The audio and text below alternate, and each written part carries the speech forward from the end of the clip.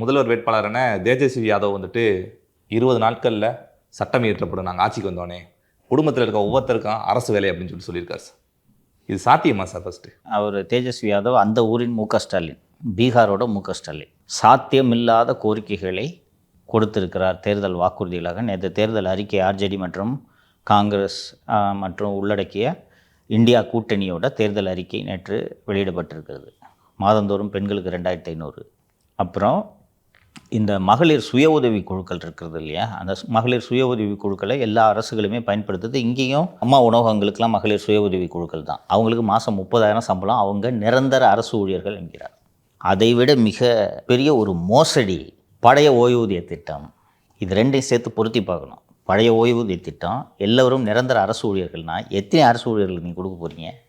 வீட்டுக்கு ஒருத்தர்னு சொல்லியிருக்காங்க. வீட்டுக்கு ஒருத்தர் எப்படி கொடுக்க முடியும்? 30,000 இல்லை 10,000 சம்பளம் செலவு கொடுக்க முடியுமா?